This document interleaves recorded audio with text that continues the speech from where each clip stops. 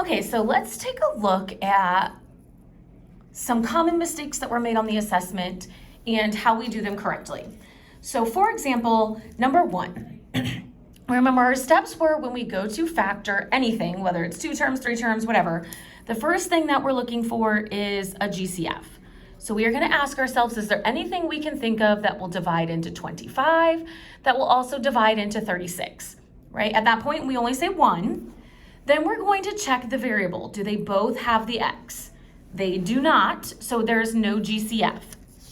The second thing that we need to do is we need to go by the number of terms. So if there are 4 terms, we're going to look at factoring by grouping.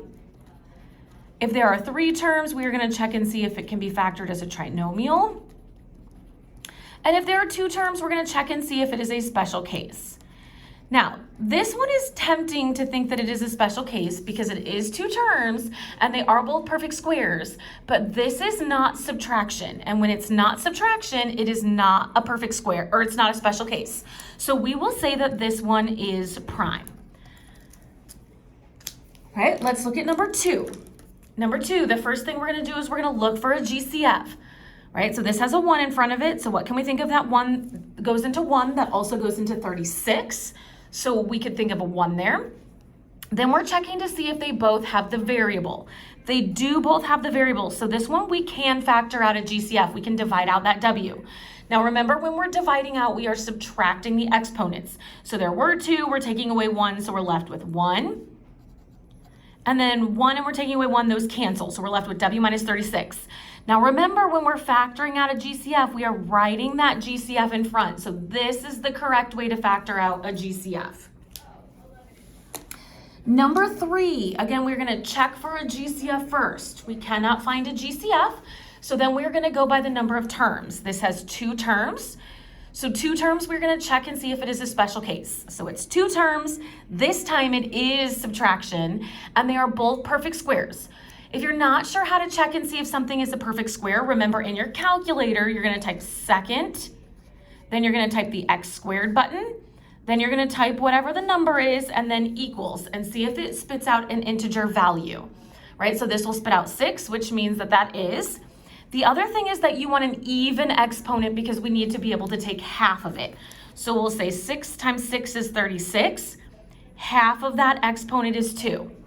7 times 7 is 49, right? We're going to do this as 2 binomials where they look exactly the same, but one gets addition and one gets subtraction.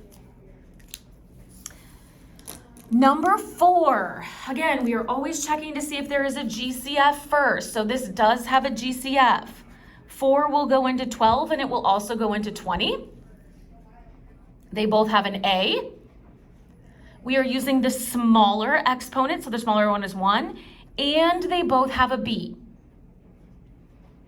So we're going to divide these out. 12 divided by 4 is 3, and again, when we divide, we are going to subtract exponents.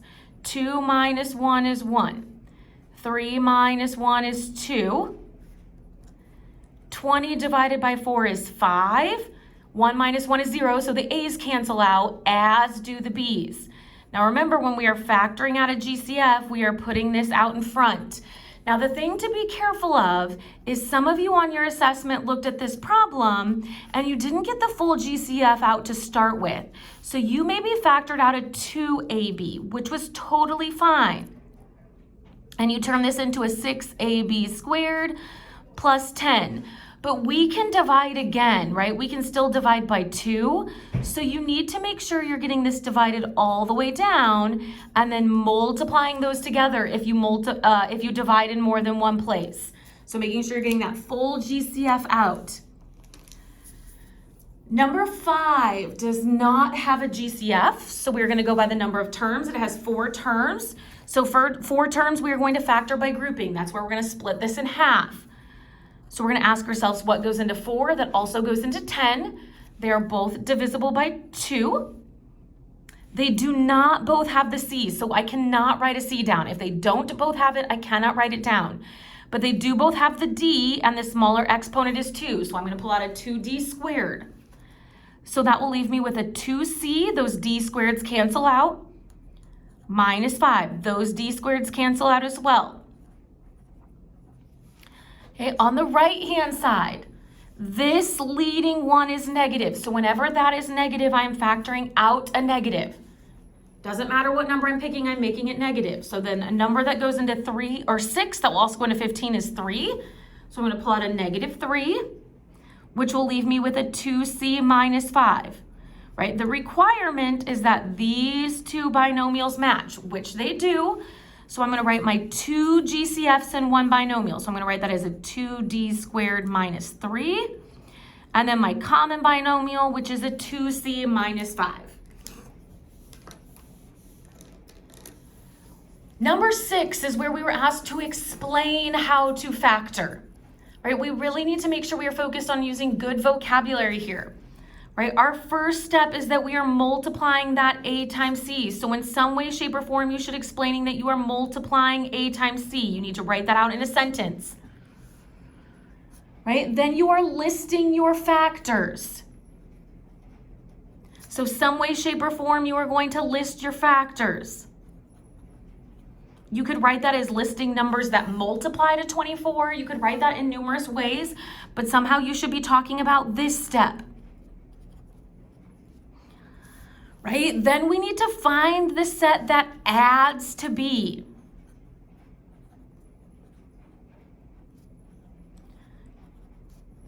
You can't just say find the set. You need to make sure you're explaining what that set is and how we pick it. We want the pair that adds to B. Now, where lots of you went wrong is lots of you are saying to write it as an equation or to solve, right? This doesn't have an equal sign, so no equation, no solving. You could say that you're plugging this into the polynomial for the middle term. You could say you're substituting it in for the 11y. Somehow you need to be saying that you are replacing the 11y with a 3y plus 8y. And I'm going to have to put my last step over here because then our last step is that we will then factor by grouping. So I was looking for all of those pieces to be included in your explanation. Number 7. Good news is lots of us understood that we needed to factor this. So we were recognizing that we needed to take 1 times negative 15 and we needed to list our sets here and check our signs. The problem is that lots of you were perfectly happy to pick 5. But again, if this is our set, it's negative 5. So it doesn't matter what order it goes in. We need to be the one that is the correct sign. And this 5 would have to be negative for it to be the correct sign. So we should have picked answer B.